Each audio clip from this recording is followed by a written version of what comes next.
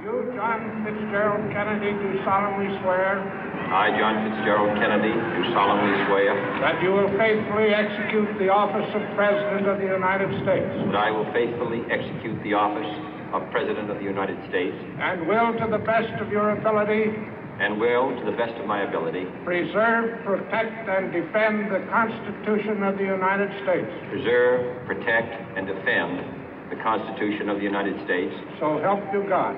So help me God.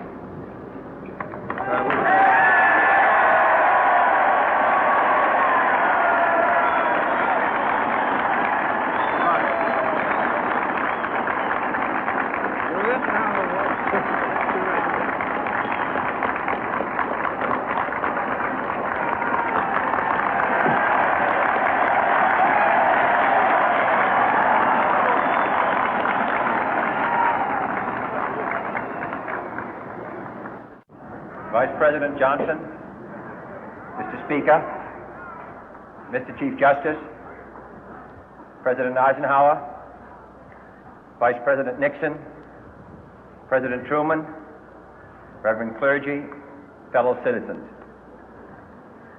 We observe today not a victory of party, but a celebration of freedom, symbolizing an end as well as a beginning, signifying renewal as well as change. For I have sworn before you and Almighty God the same solemn oath our forebears prescribed nearly a century and 3/4 ago. The world is very different now, for man holds in his mortal hands the power to abolish all forms of human poverty and all forms of human life. And yet the same revolutionary beliefs for which our forebears fought are still at issue around the globe. The belief that the rights of man come not from the generosity of the state, but from the hand of God. We dare not forget today that we are the heirs of that first revolution.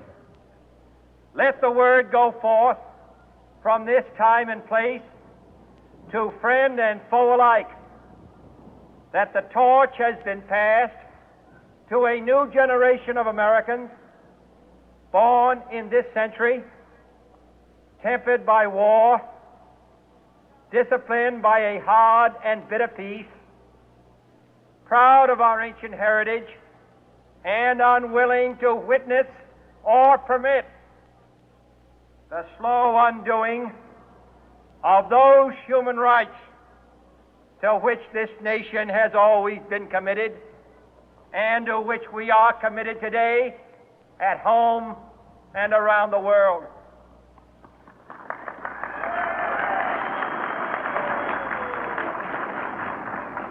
Let every nation know, whether it wishes us well or ill, that we shall pay any price, bear any burden, meet any hardship, support any friend, oppose any foe to assure the survival and the success of liberty.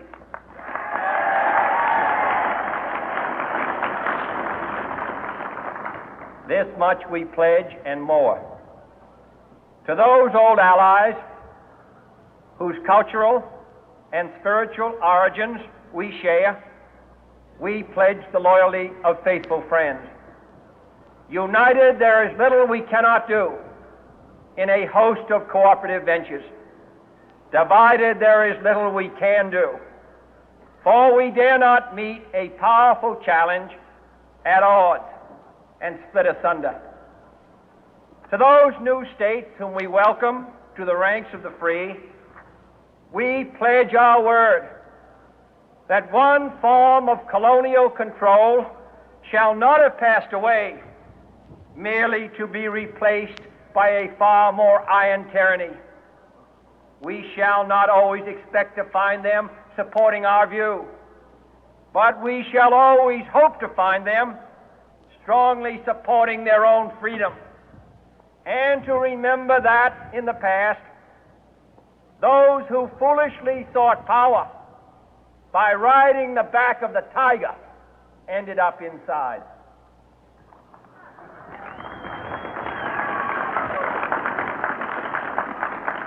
To those people in the huts and villages of half the globe struggling to break the bonds of mass misery, we pledge our best efforts to help them help themselves for whatever period is required, not because the communists may be doing it, not because we seek their votes, but because it is right.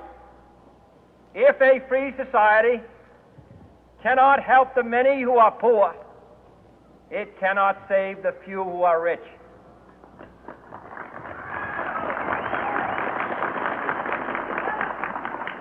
To our sister republics south of our border, we offer a special pledge to convert our good words into good deeds, in a new alliance for progress, to assist free men and free governments in casting off the chains of poverty.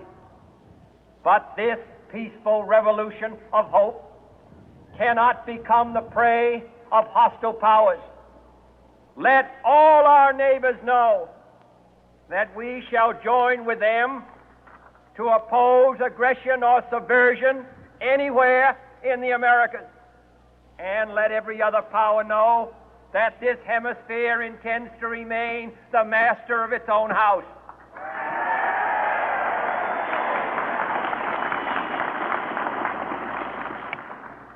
To that World Assembly of Sovereign States, the United Nations, our last best hope, in an age where the instruments of war have far outpaced the instruments of peace, we renew our pledge of support to prevent it from becoming merely a forum for invective, to strengthen its shield of the new and the weak, and to enlarge the area in which its writ may run.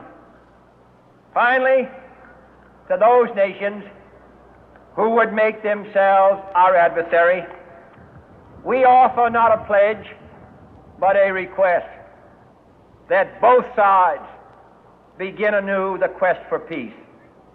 Before the dark powers of destruction, unleashed by science, engulf all humanity in planned or accidental self-destruction, we dare not tempt them with weakness, for only when our arms are sufficient beyond doubt can we be certain beyond doubt that they will never be employed. But neither can two great and powerful groups of nations take comfort from our present course, both sides overburdened by the cost of modern weapons, both rightly alarmed by the steady spread of the deadly atom, yet both racing to alter that uncertain balance of terror that stays the hand of mankind's final war. So let us begin anew, remembering on both sides that civility is not a sign of weakness, and sincerity is always subject to proof. Let us never negotiate out of fear, but let us never fear to negotiate.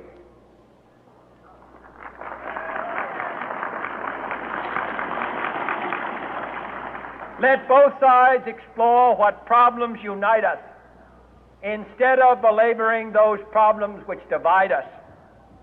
Let both sides, for the first time, formulate serious and precise proposals for the inspection and control of arms, and bring the absolute power to destroy other nations under the absolute control of all nations.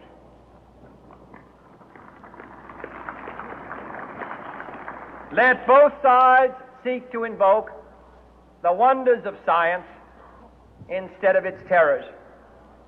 Together, let us explore the stars, conquer the deserts, eradicate disease,